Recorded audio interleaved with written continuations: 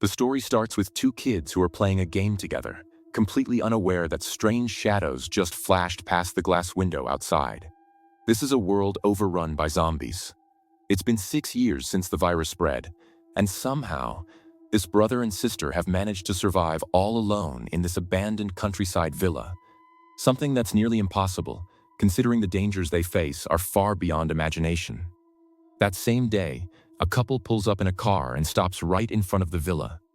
The boy, Jim, grabs what looks like a toy gun and steps outside to confront them. The man immediately asks, "Where are your parents?" Jim stays silent. The man smirks slightly and says, "All right, maybe next time." That night, Jim tightly locks every door and window in the house with his little sister. Outside, wandering zombies linger, as if they could break in at any moment. Still, the night passes quietly. The next morning, Jim checks the bullets loaded in the magazine, and that's when we realize this isn't just a toy gun. As the siblings play outside like usual, the same pickup truck returns. But this time, the couple seems much more aggressive. They ask again, "Where are your parents?" Jim lies, saying they've gone into town for supplies. But there's no way such a small lie could fool two adults. The woman gives a soft, calculated smile and says the town is hours away, so they can stay and protect the kids until their parents return. Once inside, the couple is shocked to see the house fully stocked with supplies. Even the refrigerator is still running. Seeing this, they quickly decide to stay for a few days. The man, Jack, says he'll go hide the car outside, almost like they're running from someone. Later that night, Jim secretly overhears their conversation and realizes the couple has their eyes set on this place. Without wasting a second, he takes his sister and hides in a safe room, one of the key reasons they've managed to survive for so long. The next morning, Jack is already making breakfast, acting like this is his home now. Jim stays calm on the outside, but then he says something strange. As night falls, he suddenly asks, "Is it time?" Their dog subtly signals back, almost like it understands. Immediately, Jim grabs his sister and locks her inside the safe room. Downstairs, the couple continues with their routine, completely unaware of the danger approaching. A little later, the woman excuses herself to go to the bathroom. That's when she sees something horrifying, zombies pressed up against the window. She quickly turns off the lights, hoping they won't see her. But suddenly, the bathroom door creaks open behind her. Jack instantly senses something is wrong. He pulls out his pistol and moves forward, only to find his girlfriend lying motionless on the floor, covered in blood from head to toe. After that night, the couple disappears forever. Meanwhile, Jim and his sister keep playing like nothing ever happened. It's clear this isn't the first time someone has tried to enter the villa. Around the same time, a long-haired man is seen walking through the forest. He notices several traps in the snow and follows their trail, which soon leads him to the villa. Suddenly, a little girl appears right in front of him.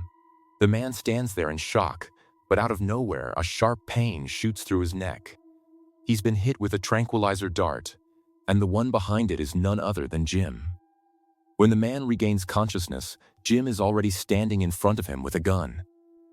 After questioning him, they learn his name is Adam. He's a Special Forces soldier who was just passing through. He's heading north, searching for his wife.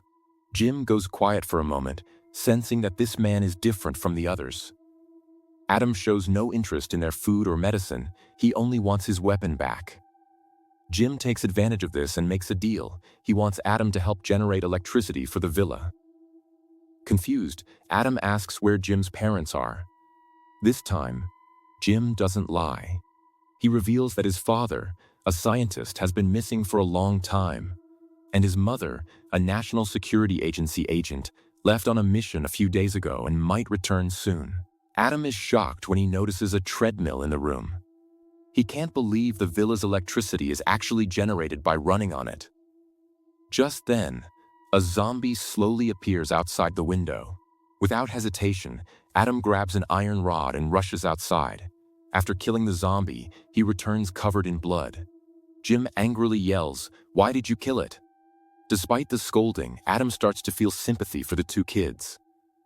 So, he steps onto the treadmill and begins running to keep the power on. The whole night passes. Adam is nearly collapsing from exhaustion when Jim's little sister comes up to him, circles around, wrinkles her nose, and says, "You smell really bad," before running off. Adam heads to the bathroom and cleans himself up. The little girl even brings him a hair clip. Meanwhile, early in the morning, Jim has already left the villa. Every day, he checks the traps set around the area to keep wandering zombies away, and sure enough, he finds another zombie caught alive in one of them. Meanwhile, inside the villa, Adam finishes breakfast and heads into the room where Jim's mother used to work. On the table, he notices several photographs, along with a car key. Without wasting a second, Adam rushes to the garage, but the car turns out to be broken. Just then, a locked room in the corner catches his attention. He assumes it might be a tool room and is about to go inside when Jim suddenly returns with petrol and stops him with a sharp warning. After spending more than a day together, the brother and sister begin to trust that Adam isn't a bad person. That's why, that night, they decide not to go into the safe room. But strangely, Jim handcuffs himself. Just before dawn, Adam wakes up to the sound of footsteps outside. Jim has gone out again to check the traps. He reaches the same spot where the zombie was caught the day before. As Jim wonders what to do next, Adam suddenly shows up. Instinctively, Adam realizes that the zombie might be Jim's mother, and he steps forward, wanting to set her free. But at that very moment, Jim points a gun at him and stops him. Furious, Adam storms back to the villa and opens the room he was warned not to enter. Inside, there's a blanket spread across the floor and deep claw marks scratched all over the walls. It's clear this room was used to lock up a zombie. Now Adam is even more certain about his suspicions. Meanwhile, a group of survivors appears outside, but their intentions are far from good. Armed with guns, they circle the villa, scouting the place. Adam doesn't have a weapon, so he stays cautious and doesn't act recklessly. On the other side, Jim, returning with petrol, sees everything from a distance. His little sister waves from a second-floor window. Just as one of the raiders is about to notice her, Adam suddenly steps in and shoots him. Jim lets out a long sigh of relief. After this incident, Jim's trust in Adam grows even stronger, and he returns his weapon. Adam feels like it's finally time for him to leave, but strangely, his heart doesn't want to leave this place. That night, he once again hears his wife's voice in a dream. When he wakes up, Adam makes a big decision. He will take Jim and his sister with him to search for his wife. This way, he can fulfill his own mission and also protect the two kids. But Jim refuses immediately. He wants to stay and wait for his mother. Suddenly, loud noises erupt outside. It turns out the same raider from before has returned, this time with more men. They've captured Jim's little sister while she was playing outside. Both sides stand face to face in a tense standoff. And then, gunshots echo from a distance. Two of the raiders dropped dead instantly. Seizing the moment, Adam rushes forward and rescues the girl.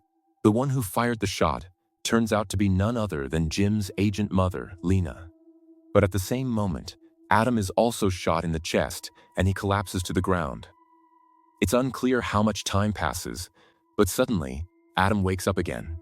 The wound on his chest is almost completely healed and his body is wrapped in bandages. Confused, Adam walks inside the house, where Lena finally reveals the whole truth. She explains that normal infected people lose their mental abilities. But there's another type in this world, special infected. Their minds remain just like normal humans, but they also gain the physical strength of zombies. They can heal from almost any injury or illness with just one drawback. If they suffer a serious injury or enough time passes, they suddenly enter a berserk state. Hearing this, everything finally clicks for Adam. He starts to wonder, could he be one of those special infected too? Lena nods yes. If he wasn't, he would have died from the gunshot instead of going berserk for a while and waking up perfectly fine the next morning. Then Lena drops another shocking revelation. Jim is also a special infected person, just like Adam. That couple who was killed that night? It was actually Jim, who had lost control and gone berserk. That's why every night before going to sleep, he handcuffs himself. Adam asks if there's any way to predict when this state will happen. Lena explains that Jim's pet dog has been specially trained. It can sense when Jim is about to lose control. This reminds Adam of that room with deep scratches all over the walls, the place where Jim is locked up during his berserk episodes. Just then, the sound of cars is heard outside. Lena steps out, holding her daughter to face a group of men. Their leader is an old man with a white beard, someone Lena already knows. It turns out his daughter had run away with a man, and the worried father has been searching everywhere with his people to find her. Lena tells him that if she learns anything about the girl, she'll let him know. Only then does the old man reluctantly leave with his group. That night, Adam learns that the National Security Agency had already predicted the possibility of a zombie outbreak. Because of that, they had secretly built thousands of shelters in remote locations ahead of time. These shelters were constructed with extremely strong materials and designed to be completely self-sufficient, with their own independent energy systems. Hearing this, Adam feels a deep ache in his chest. He can't help but think that if people had been warned earlier, countless lives might have been saved. But Lena quietly nods, as if she already understands the harsh reality. She explains that Jim and his sister were both born with heart disease. Jim's father was a biologist, one of the first scientists to identify the zombie virus. When he realized that Jim wouldn't live past the age of 3, he made a desperate decision. He injected the virus into his own son. Against all odds, Jim survived, but he became something else, a special kind of infection. One day, their dog suddenly barks twice, loudly. Jim immediately understands what's about to happen. He's losing control again. He rushes inside and locks himself in a room. Moments later, agonizing screams begin echoing from behind the door. Lena stands outside, heartbroken, waiting for it to pass. Adam steps forward and says he'll keep watch. Maybe that's the only advantage of having another man in the house. But then suddenly, Jim's sister, who was playing outside, collapses. Lena instantly realizes it's a heart attack. In such basic medical conditions, there's nothing they can do to save her.